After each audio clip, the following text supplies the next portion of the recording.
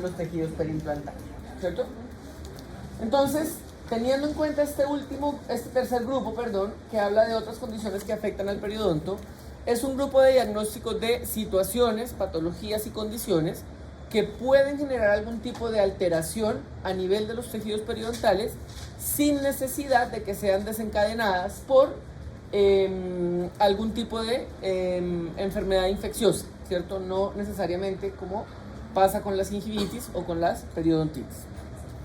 Y en este grupo vamos a tener 5 patologías o 5 diagnósticos principales, donde están las enfermedades sistémicas o condiciones que afectan a los tejidos de soporte periodontal, los abscesos y las lesiones endoperidontales, alteraciones mucogingivales, trauma oclusal y factores relacionados con los dientes y las prótesis que me pueden favorecer el desarrollo de una enfermedad periodontal, ¿ya? Con respecto al primer grupo, que son las enfermedades o condiciones que afectan a los tejidos de soporte periodontal, están muy relacionados con este otro grupo, ¿ya? Están clasificados en esos dos grupos porque puede ser que estén, como les mencioné la clase pasada, relacionadas con biofilm, como puede que no. ¿Por qué? Porque algunas condiciones per se tienen la enfermedad periodontal como parte de sus signos o de sus síntomas en su presentación clínica, ¿ya? Y ahí vamos a tener los síndromes de Down, el síndrome de Papillon-Lefebvre, Chiari-Higashi, etc., ¿ya? Entonces, a partir de eso vamos a comenzar con las alteraciones mucogingivales como tal, ¿ya? Para ustedes, ¿qué es una alteración mucogingival? Si yo les dijera una alteración mucogingival, defínamela ahora, ¿qué podrían decir? Una alteración de la mucosa. ¿Qué más? Mucosa y periodonto. ¿Cómo? Y la encía. Y la encía. ¿Sí? ¿Ya? Son todas aquellas situaciones que están relacionadas tanto con la encía como con la mucosa alveolar, ¿ya? Y que pueden tener algún tipo de repercusión a nivel del periodonto, ¿cierto? Pueden generar algún tipo de daño, etc., ¿ya? Dentro de estas condiciones que afectan o que son mucogingivales, vamos a tener diferentes elementos, ¿cierto? Como por ejemplo el fenotipo periodontal, vamos a tener las recesiones gingivales, vamos a tener los agrandamientos gingivales, las faltas de encía queratinizada, profundización del vestíbulo disminuida, inserción aberrante de frenillos y alteraciones del color de la encía, ¿ya? En general, estas no van a tener ningún tipo de situación relacionada con biofilm, a excepción del agrandamiento gingival, ¿cierto? Porque el agrandamiento gingival puede estar asociado a biofilm, como puede también estar asociado a situaciones de desarrollo incompleto de la erupción del diente, ya que ahí ya lo vamos a ver. Con respecto al fenotipo periodontal, el fenotipo periodontal es la característica que tiene el periodonto de mi paciente de acuerdo a sus condiciones anatómicas como tal, ¿ya? Y ahí vamos a tener 3 tipos de fenotipo: un fenotipo grueso y festoneado, un fenotipo fino y festoneado y un fenotipo grueso y plano, ¿ya? La diferencia de esto, un fenotipo fino y festoneado, es el fenotipo que tiene el festón normal con papilas bien triangulares y cuya grosor de la encía es menor, es fino. ¿Cómo yo puedo determinar que la encía tiene un grosor menor o que es fino? Cuando hace el sondaje, se ve el relucidez. Exactamente, ¿cierto? Cuando yo introduzco mi sonda periodontal a través del surco y puedo ver la sonda periodontal a través de la encía como tal, ¿ya? Mientras que una encía más gruesa es una encía en la que no se va a traslucir y además visualmente se ve una encía mucho más firme, ya mucho más robusta como tal, ¿ya? La diferencia entre un periodonto festoneado y uno plano es básicamente que tenga el festón o que haya perdido su festón, ¿ya? Ahora, con respecto a las recesiones gingivales, ¿cómo yo puedo definir lo que es una recesión gingival? ¿Quién me puede definir el término recesión gingival? ¿Qué? ¿Cómo?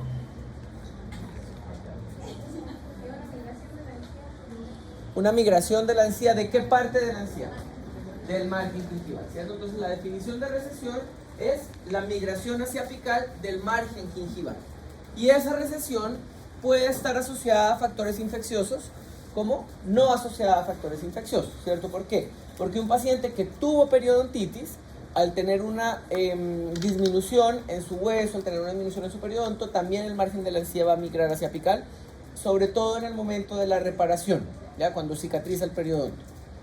Pero la mayoría de las recesiones gingivales está asociada a factores traumáticos. Bueno, y por eso uno puede encontrar pacientes que tienen encías rosadas, rosado pálido, con pérdida, sin pérdida del bisel, con filo de cuchillo, con punteado característico, etcétera, pero que tienen recesiones gingivales, ¿ya?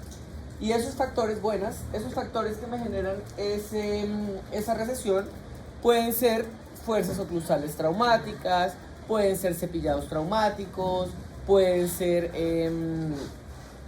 malos hábitos, puede ser el bruxismo, puede ser las fuerzas ortodónticas, etc. Ya hay varios factores que me van a generar que esa migración apical de la encía se genere, ¿ya?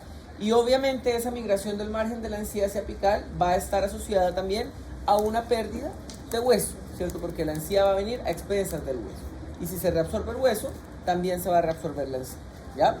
Las recesiones gingivales se pueden ubicar en las caras vestibulares o en las caras linguales, ¿ya? Y pueden tener compromiso de las zonas proximales. Y de ahí viene la clasificación de las recesiones gingivales, ¿ya? La actual clasificación de las recesiones gingivales está dada por un autor que se llama Cairo, ¿ya? Y esa clasificación tiene 3 tipos de recesiones gingivales: RT1, RT2 y RT3, ¿ya? Con respecto a una RT1, es una recesión gingival que está ubicada en la cara vestibular o en la cara lingual, pero que no ha perdido tejido proximal. ¿Cómo?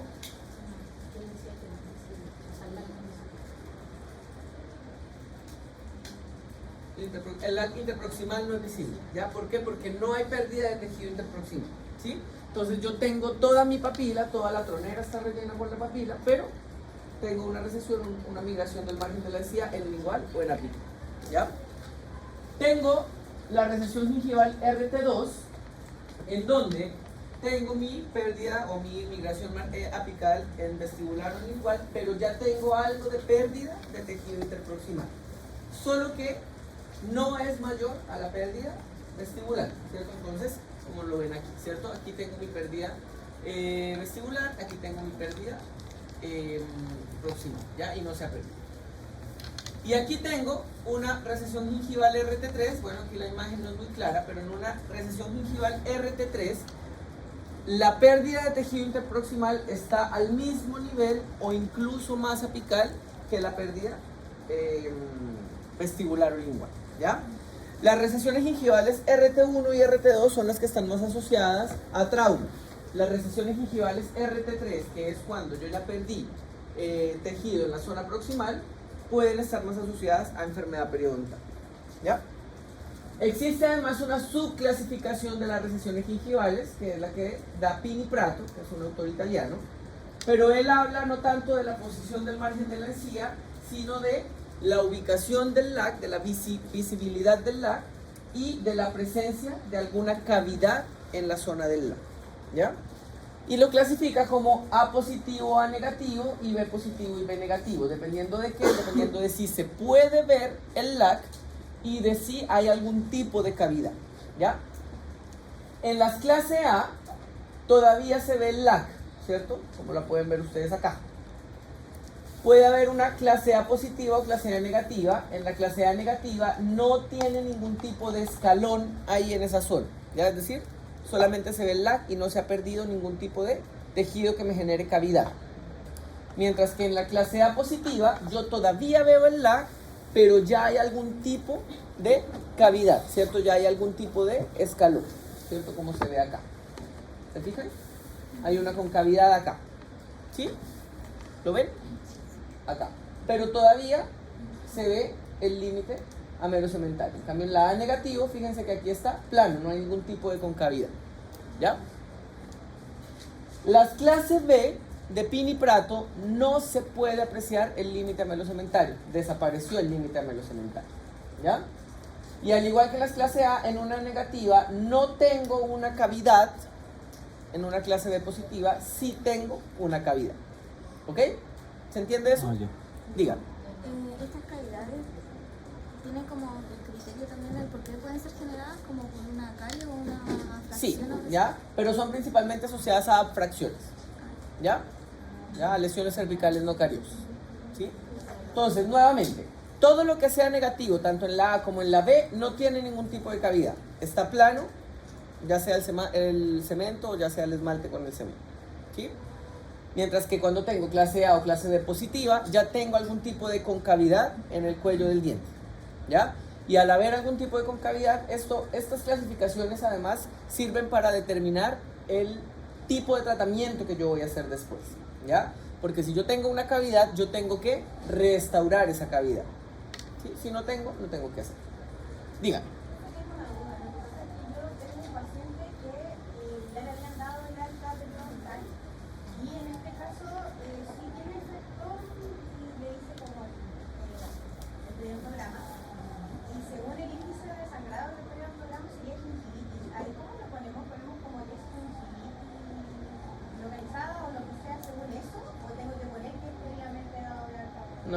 No, porque la gingivitis, acuérdense que la gingivitis, el paciente puede caer y recaer, ¿ya? Porque la gingivitis está asociada principalmente a la cantidad de placa que haya. Yo puede ser que hoy tenga un índice de sangrado de 4%, pero anduve ahí medio flojo con el hilo dental una semana y a la semana me vuelvo a hacer y tengo un índice de sangrado de 20%. Entonces, entre una semana y otra, yo desarrollé gingivitis. Sí, ¿ya? Porque son diagnósticos diferentes, ¿ya? Entonces usted cuando haga su diagnóstico periodontal, usted pone gingivitis inducida por biofilm dental localizada en periodonto intacto o en periodonto reducido. Y además pone fenotipo periodontal grueso y festoneado, recesión gingival RT2, trauma oclusal secundario. Todos los diagnósticos, todo lo que estamos viendo aquí, ustedes lo tienen que poner en el diagnóstico periodontal, ¿ok? No es solo poner gingivitis o solo poner periodontitis, ¿de acuerdo? ¿Se entiende esto, Pini Prato, y se entiende Cairo? ¿Sí? Cairo es de acuerdo a la pérdida de tejido interproximal, Pini Prato es de acuerdo a la presencia o ausencia del LAC y a la presencia o ausencia de una concavidad en el cuello del diente. Diga.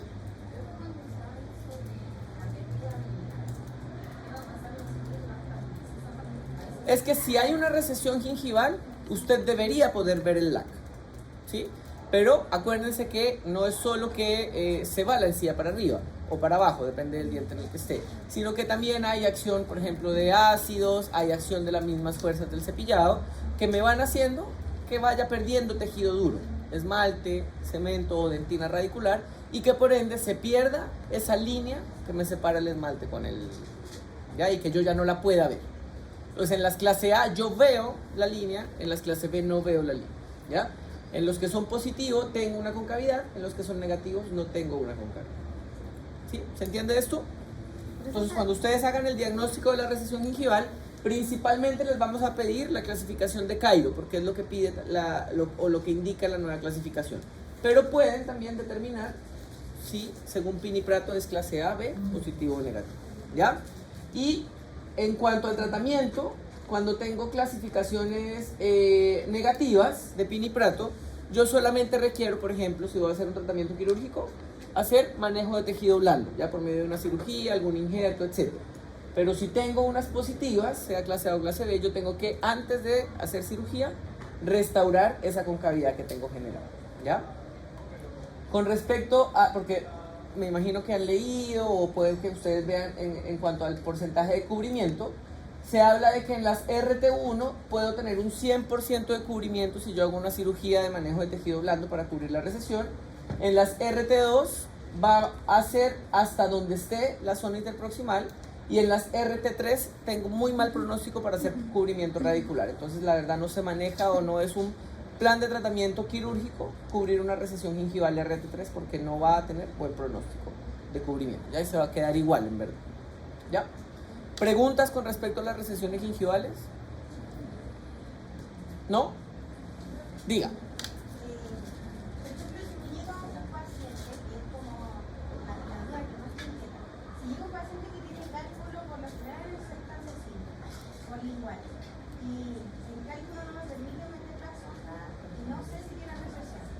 ¿Ya? Cuando hago el programa, previamente tengo que hacer un destartraje.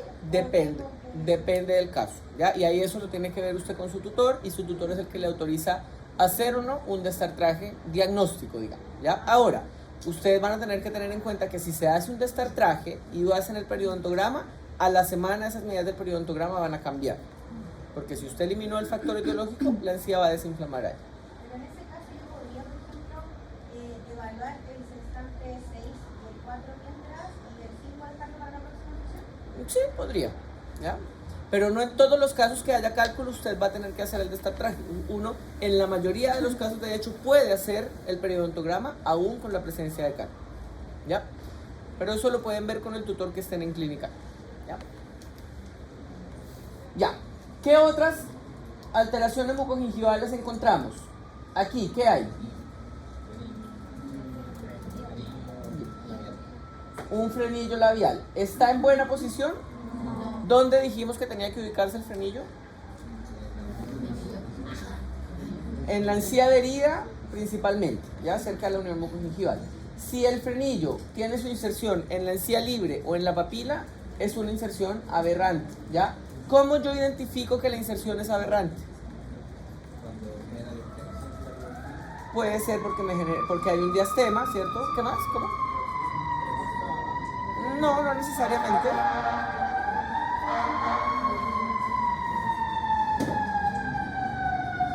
Ahí usted está haciendo algo. ¿Qué teníamos que hacer? ¿Cómo? Ah, se está viendo frenillo. ¿Y lo tiene aberrante o lo tiene bueno? Ah, ya. ¿Cómo? ¿Se acuerdan? Esto ya lo habíamos conversado en algún momento, ¿o no? Estoy confundido. Bueno, para yo saber que un frenillo tiene una inserción aberrante, además de ver la posición del frenillo, yo tengo que traccionar el frenillo, ¿ya? Entonces yo puedo mover el labio o incluso con la misma sonda periodontal hacerle un poquito de presión para moverlo, y tengo que observar qué pasa en el tejido. Si el tejido se pone isquémico, es decir, la papila se pone isquémica o la papila se mueve al yo mover el frenillo, hay una inserción aberrante y tengo un riesgo de que ese movimiento del frenillo me genere que la papila migre hacia apical, ¿ya? Si tengo un diastema, claramente, probablemente es que el frenillo está insertado en la papila o incluso en la parte palatina, ¿ya? Y eso es una inserción aberrante del frenillo, ¿de acuerdo? Ya. ¿Cómo? Mucho escándalo, ¿qué pasaría? Bueno. ¿Qué otra cosa? Aquí, miremos este diente. ¿Qué pueden ver ustedes ahí? Hay una recesión gingival. ¿Qué más? ¿Qué más puede pasar acá? No, observemos nomás en lo que ven. ¿Esto qué es? ¿El frenillo estará bien insertado? No. Probablemente no, ¿cierto? Aunque tiene una fibra hacia acá, pero tiene otra fibra hacia este diente, Ahí se pone isquémica la... ¿ya? Y ahí miren, está un poco isquémico, ¿cierto? Porque están traccionando el labio. Y además, ¿alcanzan a ver aquí la línea mucogingival en ese diente? Un poquito más. ¿Habrá encía adherida, o perdón, encía queratinizada suficiente? No. Entonces aquí, por ejemplo, en este solo diente tenemos 3 alteraciones mucogingivales. Tenemos una recesión gingival, RT1, RT2 o RT3, según lo que vimos acá. RT1, miren las papilas donde están, no ha perdido papilas. Tenemos una inserción aberrante del frenillo y tenemos disminución o ausencia de encía queratinizada. ¿Se entiende? ¿Sí? Ya. Aquí en estos dos,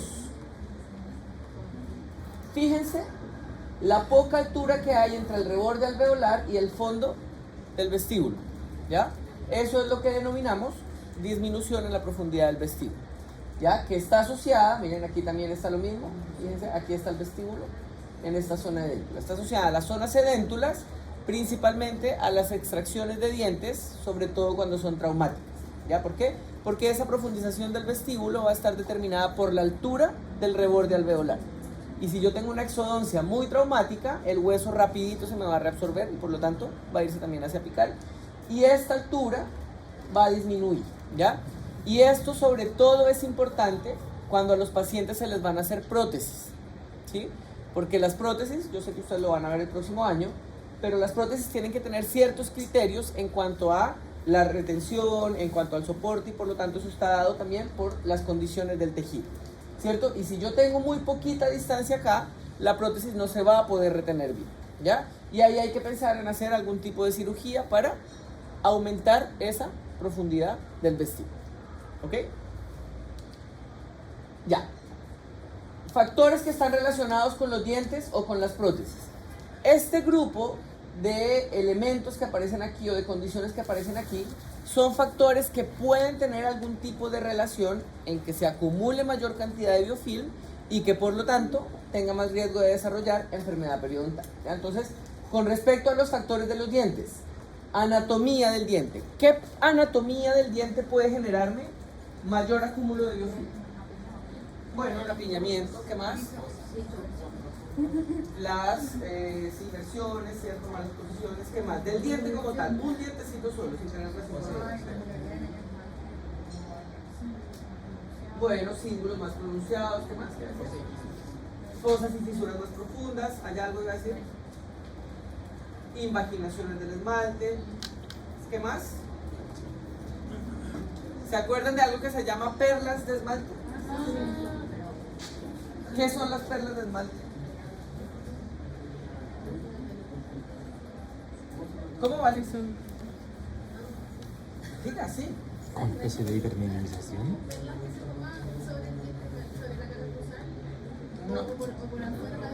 No necesariamente sobre la cara cruzal, ¿ya? Las perlas del esmalte son exactamente pelotitas de esmalte, chiquititas, que se ubican sobre todo cerca de la zona del lac. Y por lo tanto, si están ubicadas cerca del lac, ¿será fácil higienizar? No, ¿cierto? Porque están incluso dentro del surco, ¿ya? Y pueden generar. Hay otro factor bien importante que se llama el surco palato-radicular.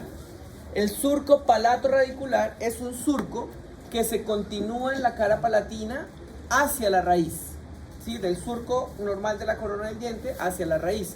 Y obviamente, si está en la raíz, va a ser más fácil que se acumule biofilm en ese surco, ¿ya? Y es muy común en los laterales superiores, ¿ya? Fracturas radiculares. Si yo tengo una fractura de la raíz, obviamente tengo una zona donde más fácil se va a acumular biofilm, me va a generar sacos periodontales más profundos, enfermedad periodontal.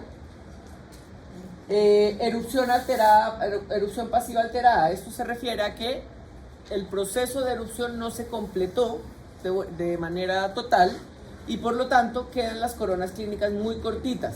Y ahí es cuando uno ve a un paciente que sonríe y muestra mucha encía y muestra un diente muy cortito, ¿ya?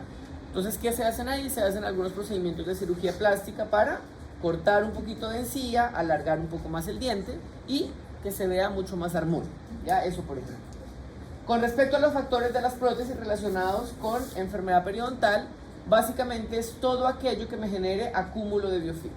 Márgenes desajustados, fracturas de las cerámicas, restauraciones desajustadas, toxicidad de los materiales, porque eso me podría llegar a generar una enfermedad gingival no inducida por biofilm, ¿cierto? Algún tipo de lesión, algún tipo de pigmentación, etc.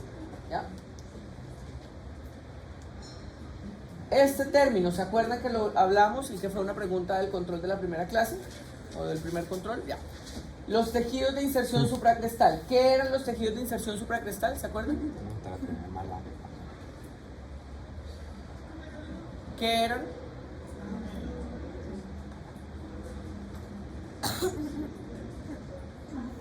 ¿No? ¿Nadie? Yo no me acuerdo. Perfecto, algo de Schumacher.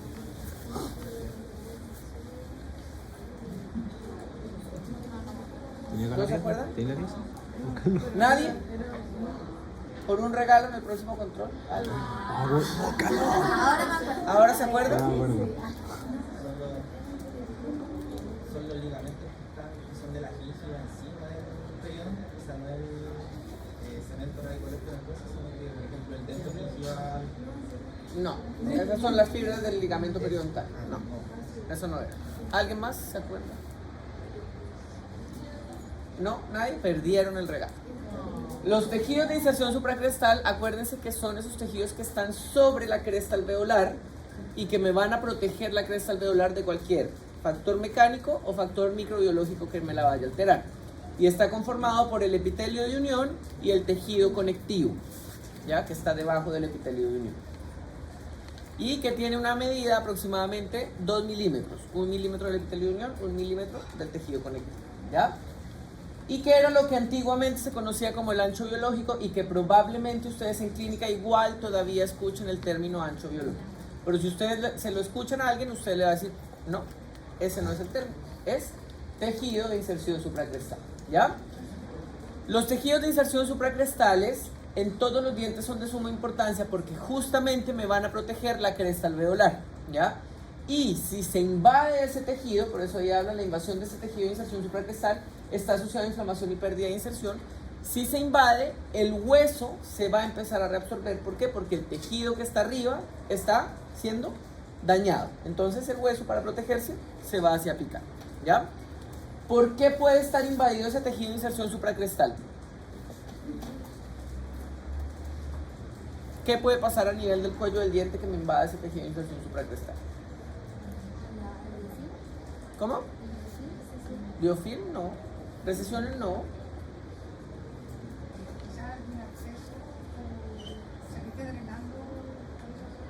No.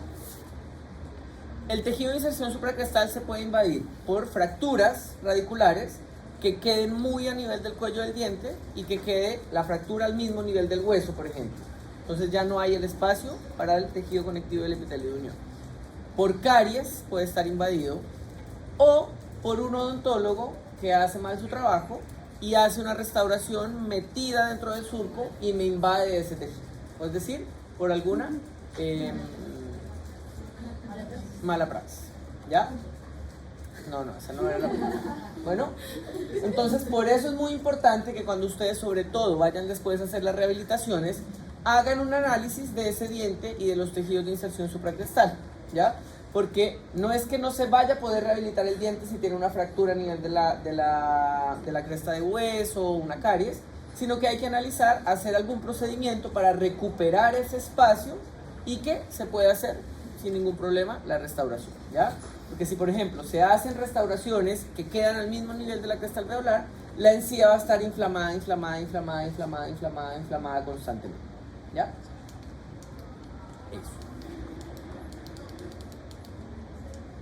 Siguiente diagnóstico de este grupo, abscesos periodontales y lesiones endoperiodontal, ¿ya? Con respecto a un absceso, ¿cómo definen ustedes un absceso? ¿Qué es un absceso?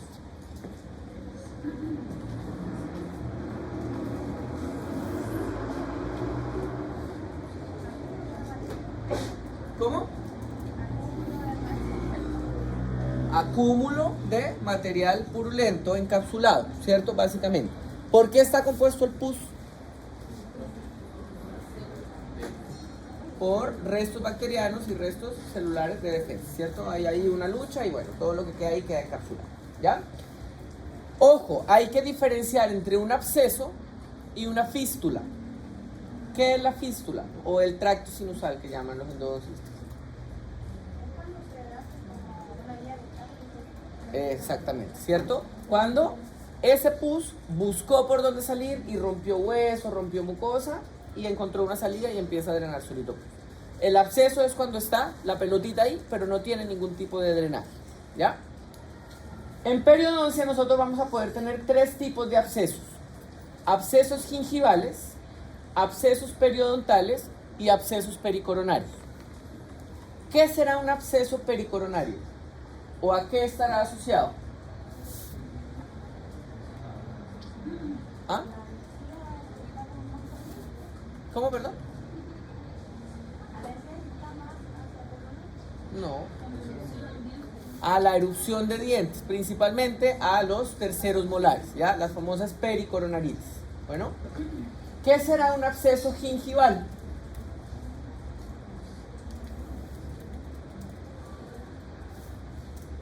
¿O cómo podré diferenciar un absceso gingival de un absceso periodontal? Por la ubicación principalmente, ¿cierto? Los abscesos gingivales son abscesos que principalmente están asociados a algún elemento que se metió dentro del surco gingival, el sistema de defensa lo encapsuló y se generó el absceso ahí, ¿ya? Pero no hay pérdida de inserción, no hay saco periodontal y en la mayoría de los casos los pacientes no tienen periodontitis, ¿ya? Si acaso pueden tener una gingivitis. Entonces pasa, por ejemplo, cuando uno come cabritas, que quedan esas como cascaritas que se meten dentro del surco y si no se logran salir, el cuerpo no las saca, el fluido crevicular no la saca, el mismo tejido la puede encapsular y puede generar un absceso, ¿ya? Y se ubican así, a nivel del surco gingival, ¿ya? Principalmente zona de las papilas, zona de la encía libre, pero no más allá. Mientras que un absceso periodontal puede estar ubicado tanto en el tercio cervical, en el tercio medio principalmente, ¿ya? Y está asociado sí o sí a periodontitis. Un paciente que tiene un absceso periodontal tiene periodontitis, ¿ya? Si no, es un absceso gingival, ¿ya? Están asociados a lesiones de furcas, están asociados a sacos periodontales muy profundos y son mucho más comunes en pacientes diabéticos. Los pacientes que tienen diabéticos, dentro de la presentación que tienen de sus periodontitis, es que pueden generar abscesos periodontales más fácilmente, ¿ya? ¿Cuál es el tratamiento para un absceso? Drenarlo, ¿ya? Yo tengo que drenar el absceso. ¿Cómo se drena un absceso? Con alguien íbamos a tratar de drenar un absceso, no, pero parece que no era este grupo. Paula. Que no parta el lado. O sea, se hace una pequeña y se Correcto, así se drena un absceso. Muy bien. Se hace un corte con un bisturí y se presiona para sacar todo el material purulento hasta que deje de salir pus y salga solo sangre. Y después lavo con suero fisiológico, ¿ya? Así se drena el absceso. Y en algunos casos, depende del paciente, depende del absceso, se deja con antibiótico también, ya se refuerza con antibioterapia. Bueno, los abscesos son considerados tratamientos de urgencia, por lo tanto, si un paciente, diagnósticos de urgencia, por lo tanto, si un paciente llega con un absceso, al paciente hay que drenarle el absceso de urgencia y luego se hace todo lo que tenga que hacer, ¿ya? Lesiones endoperidontales. ¿Qué se les ocurre a ustedes que puede ser una lesión endoperiodontal? ¿Dentro de quién? está dentro del canal. Dentro del canal. Ya. Cuando se habla de una lesión endoperiodontal, es una lesión que tiene un compromiso tanto del periodonto como de la pulpa del diente, ¿ya? Y puede que el paciente haya tenido una pulpitis, se combinó con microorganismos del periodonto y se generó tanto una lesión endodóntica como periodontal, ¿ya? Estos diagnósticos de las lesiones endoperidontales son diagnósticos medio controversiales. Hay algunos dentistas que aceptan el diagnóstico de lesión endoperiodontal, otros no, otros dicen que son entidades completamente aparte, pero ¿tienen comunicación alguna el periodonto con el canal radicular? ¿No? ¿Nunca? ¿Te pregunto? ¿Cómo? ¿Te pregunto? Que si hay algún tipo de comunicación entre el periodonto y el canal radicular. ¿Podría? ¿Cómo? ¿Cómo? Muy bien, hay canales accesorios o canales laterales. Hay un foramen apical, ¿cierto? Y tanto por el foramen apical como por los conductos laterales se comunican el periodonto con el conducto radicular, ¿cierto? Con la pulpa del diente. Entonces, eventualmente sí podría haber una infección que sale desde adentro hacia afuera o una que está de afuera hacia adentro, ¿ya? Pero son patologías que son un poco más complejas y lo que sí es que el tratamiento de una lesión así involucra tanto el tratamiento periodontal como el tratamiento de endodoncia, ¿ya? Y muchas veces mejoran los pronósticos periodontales o los pronósticos endodónticos cuando se hace el tratamiento en conjunto, ¿ya? Hay pacientes que tienen enfermedades periodontales bien severas, uno hace tratamiento mecánico, raspa, está todo bien, fue libre de irregularidades, pero sigue manteniendo procesos inflamatorios, incluso supuración a través del surco. Entonces uno le pide al endodoncista que evalúe el diente tiene necrosis, etc. Se hace el tratamiento de conducto, cicatriza fantástico, tanto el periodonto y se mantiene el diente en boca, ¿ya? Disminuye la movilidad, etc., ¿ya? Obviamente hay otros factores que pueden generar comunicación, sobre todo las fracturas radiculares, las perforaciones, las falsas vías, etc., ¿ya? Con eso ustedes tienen que ser bien cuidadosos cuando hagan los tratamientos de endodoncia, porque los mayores errores que se cometen es que se generen falsas vías, ¿ya? ¿Y qué es una falsa vía? ¿Lo han visto ya o todavía no? ¿Sí? Exactamente, es que yo en vez de irme por el conducto, me voy por otro lado con la lima y le hago un caminito con la lima y llego incluso hasta el periodonto. Y ahí sí o sí hay una lesión tanto en el periodonto como en la pulpa, ¿ya?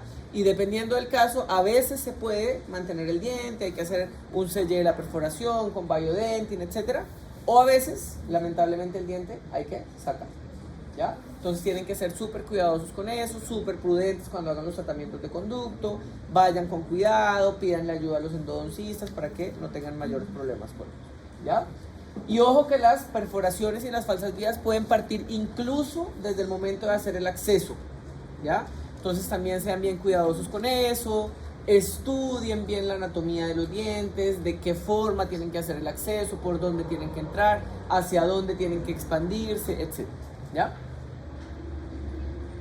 Características de las lesiones endoperidontales, principalmente que hay necrosis, ¿cierto? Del diente, de la pulpa, ¿cierto? Necrosis pulpar, y además que hay sacos periodontales que pueden ser únicos o pueden ser múltiples, ¿ya? Eso. Y el último diagnóstico que está en esta clasificación, en este grupo de otras condiciones que afectan al periodonto, es el trauma oclusal, ¿ya? ¿Qué es el trauma oclusal? ¿Cómo yo puedo definir trauma oclusal?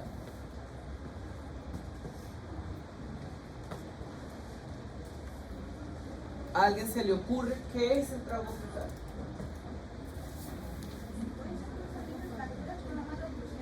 ¿Cómo? ¿Podrían ser esas microfracturas por macrooclusión? No. No. Aquí, vale, ¿qué iba a decir? Dígalo. No, o sea, pienso como cuando no se puede generar, hay algunas mujeres que se genera la unión en oclusales normales, por ejemplo, de los molares, cuando ven utilizo los primeros que tienen, Ya. cuando interfieren. Bueno, pero no, eso no es el trauma oclusal, ¿ya? Pero sí eso me puede generar el trauma oclusal, ¿ya? Diga. ¿Abfracción? ¿Por qué una abfracción? No. Esos son signos de trauma oclusal, ¿ya? El trauma oclusal se define como una lesión en el periodonto ocasionada por fuerzas anormales, ¿ya? Pero la fuerza no es el trauma oclusal. El trauma oclusal es la lesión que me genera en el periodonto. ¿Algo iba a decir usted? ¿Ya no? Las lesiones que se generan en el periodonto a partir de fuerzas excesivas que recibe ese periodonto. Dígame.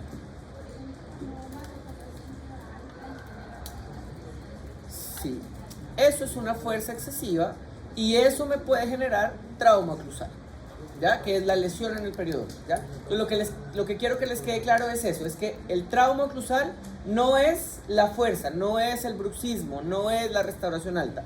El trauma oclusal es la lesión que se genera en el periodonto, hueso, ligamento periodontal principalmente, a partir de el bruxismo, de la restauración que quedó alta, de la ortodoncia también, etc. ¿Ya?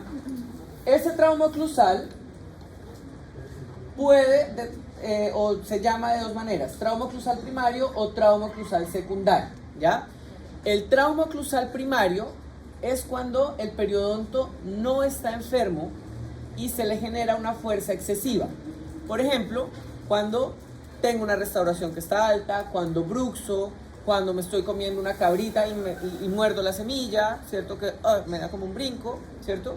Eso es un trauma oclusal primario porque yo no tengo periodontitis, mi periodonto está sano, no está con infección, pero recibió una fuerza excesiva y por lo tanto le puede quedar a uno molestando el diente, ¿cierto? Incluso se puede mover, etc. ¿Ya? Un golpe, por ejemplo, también me puede generar trauma oclusal. Ya no sé, yo iba en el scooter y me caí y me pegué en los dientes y me empieza a doler y todo, eso puede ser trauma oclusal. Ahora, existe el diagnóstico de trauma oclusal secundario. Y el trauma oclusal secundario es la lesión que se da en un periodonto que está enfermo, un periodonto que está infectado. Y la causa de esa lesión puede ser una fuerza excesiva, la restauración, el bruxismo, etc. Pero también puede ser una fuerza normal, ¿cierto?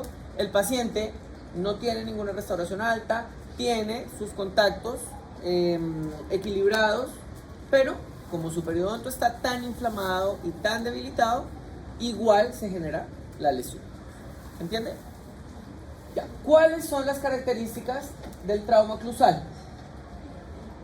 Hay características clínicas y hay características radiográficas, ¿ya? Las características radiográficas del trauma oclusal principalmente son un ensanchamiento del espacio del ligamento periodontal y un engrosamiento de la cortical, ¿cierto? Es decir, se ve mucho más radiopaco esa cortical que está inmediatamente cerca de la raíz, ¿ya? Y, como les digo, un ensanchamiento del espacio del ligamento periodontal. Yo veo la radiografía y veo más aumentado ese espacio periodontal, ¿ya? Características clínicas del trauma oclusal: aumento en la movilidad, fremitus, que es el primero, ¿ya? ¿Alguien sabe lo que es el fremitus? ¿Había escuchado alguna vez ese término? Yo por lo menos no. ¿No? Ya. El fremitus es una percepción de la movilidad del diente. ¿Y cómo se evalúa? Yo pongo mi dedito en la cara vestibular del diente que yo creo que tiene fremitus y le pido a mi paciente que haga movimiento de apertura y cierre, es decir, que ocluya varias veces. Si yo siento que el diente me empuja el dedo, ese diente tiene fremitus positivo, ¿sí? Entonces yo le pongo a mi paciente el dedo ahí y le digo abre y cierra. Y yo siento que el diente me golpea el dedo. ¿Ok? ¿Se entiende eso? Y eso es fremitus. ¿Cómo? Claro. Claro. ¿Ya? No, perdón, no siempre. No siempre puedo tener movilidad cuando hay fremitus. ¿Ya? ¿Por qué? Porque la movilidad yo la evalúo con mi sonda. ¿Ya? El fremitus es solo que el diente golpea con el otro diente y esa fuerza hace que me genere el movimiento del dedo. ¿Ya? Discrepancias oclusales, es decir, ahora el paciente ya no tiene sus contactos equilibrados, tiene más oclusión hacia un lado que el otro. Facetas de desgaste, ¿verdad? Migración de los dientes, fractura de la raíz, sensibilidad térmica, molestia al morder o incluso a la percusión, a la palpación, ¿cierto? Como cuando ustedes hacen el análisis para ver si hay una periodontitis apical. Ensanchamiento del espacio del ligamento periodontal, reabsorción ósea, lágrimas de cemento, ¿cierto? Que son como excesos de cemento. Acuérdense que el cemento se va posicionando a medida que se va necesitando. Entonces, al haber este trauma, el cuerpo indica que requiere más cemento para proteger la superficie radicular y se posicionan estas como pelotitas de cemento, ¿ya? ¿Cómo lo vamos a nosotros a hablar principalmente? Con el fremitus, con el aumento en la movilidad, ¿ya? Con eso, dos elementos positivos, ya podemos nosotros indicar que hay trauma oclusal, ¿ok? Y si yo diagnostico trauma oclusal, tengo que diagnosticar trauma oclusal primario o trauma oclusal secundario de acuerdo a lo que tenga mi paciente, ¿ya? Y otra cosa que es importante es que el trauma oclusal no me va a generar periodontitis, ¿ya?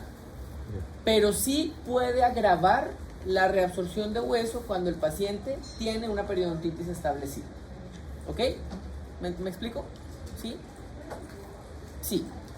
El trauma oclusal no me va a generar periodontitis, ¿ya? Si yo tengo gingivitis y tengo trauma oclusal y me trato la gingivitis, ahí va a quedar, aunque persista el trauma oclusal, ¿ya?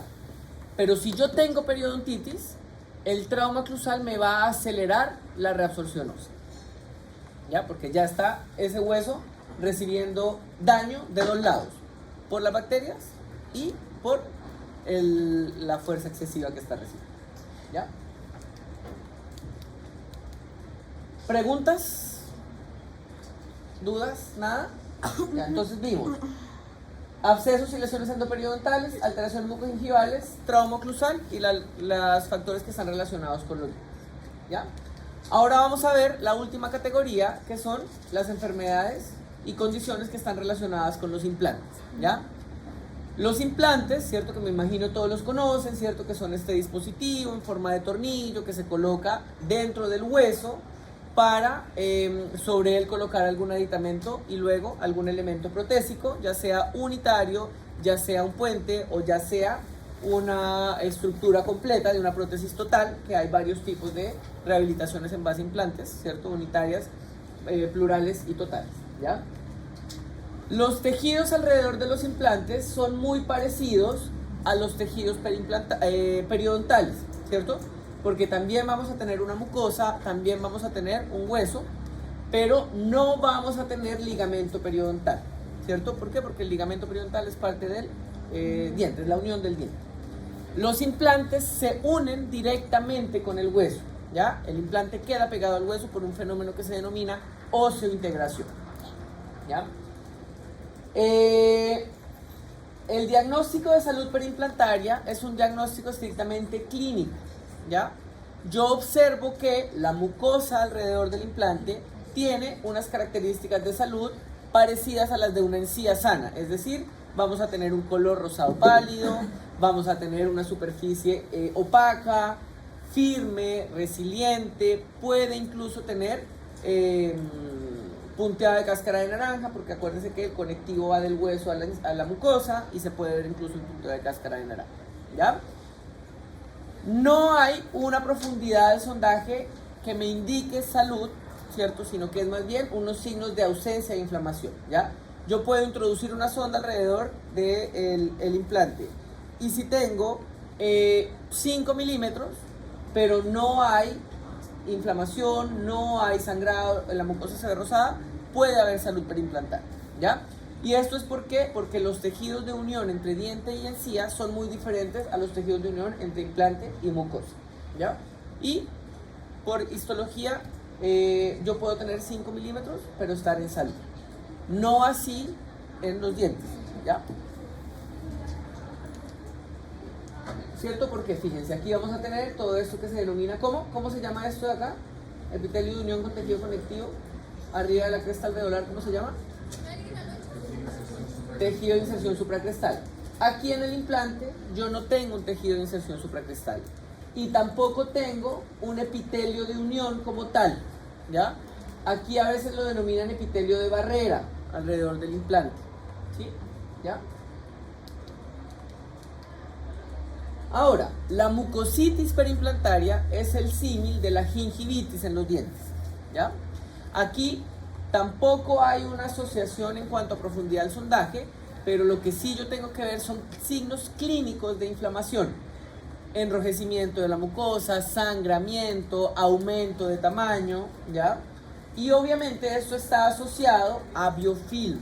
Bueno, los mismos microorganismos que están asociados tanto a la gingivitis como a la periodontitis están asociados a las enfermedades periimplantarias, ¿ya? La mucositis perimplantaria es reversible al igual que la gingivitis. Si yo elimino la placa bacteriana, la inflamación disminuye y vuelvo a estar en salud periimplantaria, ¿ya? Y en la mucositis periimplantaria no hay radiográficamente signos de pérdida ósea, ¿ya? El hueso se mantiene en donde tiene que estar, ¿sí? En la periimplantitis, en cambio, la diferencia con la mucositis es que además de haber inflamación de la mucosa, acúmulo de biofilm, etc., yo ya tengo pérdida del hueso alrededor del implante, ¿ya? Yo puedo hacer un examen de movilidad y puede ser que no se mueva el implante, ¿ya? ¿Por qué? Porque el implante se pega al hueso directamente y si el ápice del implante está sostenido directamente a hueso, el implante no se va a mover, ¿ya? Si yo hago movilidad y el implante se me mueve, es un implante que definitivamente está perdido porque ya perdió todo el hueso alrededor de él, ¿ya?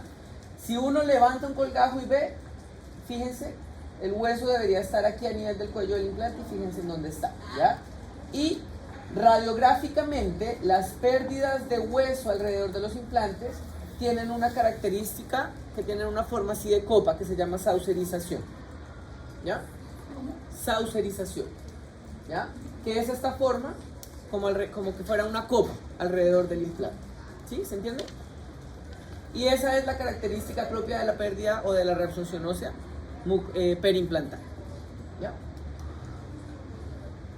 ¿Cuál es el tratamiento para las enfermedades periimplantarias? Si hay salud, obviamente no tengo que hacer nada, solo felicitar al paciente para que siga manteniendo los índices de higiene adecuados. Si tengo mucositis periimplantaria, que es aumento en la inflamación de la mucosa alrededor del implante, esto está asociado a biofilm, tengo que hacer higiene, ¿cierto? de estar traje, eliminación del biofilm, pulido coronario, profilaxis, motivar al paciente, que el paciente se cepille bien los dientes, ¿ya? En los pacientes que tienen implantes unitarios no es muy crítico en general el aseo, pero en los pacientes que tienen rehabilitaciones grandes, plurales o totales, ahí el aseo es mucho más crítico y además más complejo para los pacientes, ¿ya? Porque no se pueden pasar hilo dental, tienen que usar cepillos interproximales, a veces tienen que usar también Waterpik para que les ayude a eliminar el biofilm. Entonces son pacientes que tienen que estar súper motivados y conscientes de la higiene, ¿ya? Y además porque cuando uno rehabilita, por ejemplo, todo el maxilar superior con implantes, no es que va a poner 16 implantes y 16 coronas, ¿ya? Porque para poner implantes se tienen que tener ciertas condiciones de distancia entre un implante y otro, de hueso, etc. Entonces a veces se ponen 6 u 8 implantes y se rehabilita totalmente sobre eso. Entonces van a haber espacios grandes, van a haber puentes y se tiene que higienizar tanto la rehabilitación como alrededor del implante, ¿ya? Y es bien crítico eso. ¿Preguntas? ¿Dudas? ¿Aprendimos algo hoy? ¿Qué aprendimos? Pablo, ¿usted qué aprendió? Sobre periodismo. ¿Ok? Como las causas que provocan ese tipo de patología o de afecciones del periodismo. ¿Ya? Muy bien, gracias. También, Usted, Patricio, ¿qué aprendió? también aprendí que ciertas situaciones donde podemos tener recesiones o inflamaciones que no siempre son asociadas a una bacteria, simplemente por un traumatismo o fisiología del paciente propia. Ok, perfecto. Entonces, chicos, importante que con lo que quiero que se queden hoy. Aprender el concepto de recesión gingival y aprender la clasificación de la recesión gingival, ¿ya? Tanto en Cairo como en Pini Prato. Sobre todo Cairo, porque es lo que más vamos a ver en clínica, ¿ya? Y porque lo que les digo, que Pini Prato está más determinado para ver si tengo que restaurar o no, básicamente, ¿ya? Me interesa que sepan que hay condiciones, tanto de los dientes como de las prótesis, que me pueden favorecer el desarrollo de una enfermedad periodontal y que tengo que también examinarlas, ¿cierto? Si yo me encuentro una perla de esmalte, tengo que saber que eso es un factor que me puede generar o me puede desencadenar una enfermedad periodontal y que por ende yo dentro de mi tratamiento odontológico integral tengo que tener en cuenta esa perla de esmalte para ver qué voy a hacer con ella o cómo voy a controlar para evitar que desarrolle enfermedad periodontal, ¿cierto? Me interesa que sepan las demás alteraciones bucogingivales y cómo identificarlas, los frenillos, la falta de densidad queratinizada, la profundidad del vestíbulo disminuido, etc. Y que lo puedan identificar en clínica. ¿Cómo lo van a hacer? Con ayuda también de sus tutores, ¿ya? Pero traten ustedes de identificar, no es que solo se basen en sondear y hacer un periodontograma, hagan un análisis integral, ¿ya? Que sepan que existe el diagnóstico de trauma oclusal, que si su paciente lo tienen que diagnosticar y además tienen que determinar la forma de tratar ese trauma oclusal, ¿ya? Porque ojo, cuando yo tengo trauma oclusal y no tengo infección periodontal, los tejidos que yo pierdo los recupero. Si yo pierdo hueso por trauma oclusal, yo elimino la fuerza oclusal y recupero el hueso periodontal. Pero no lo mismo en periodontitis, ¿ya? Si es infeccioso no lo recupero, ¿ya? Y además, saber que si su paciente tiene implantes, que a muchos de ustedes les va a tocar que les llegue un paciente que tiene un implante, 2 implantes o varios implantes, también tienen que hacer el análisis y diagnosticar la condición de ese implante o de esos implantes, ya sea en salud, ya sea que tenga mucositis o que tenga periimplantitis, aunque ustedes no le vayan a hacer el tratamiento si es que tiene periimplantitis, ¿de acuerdo? Ya, muy bien.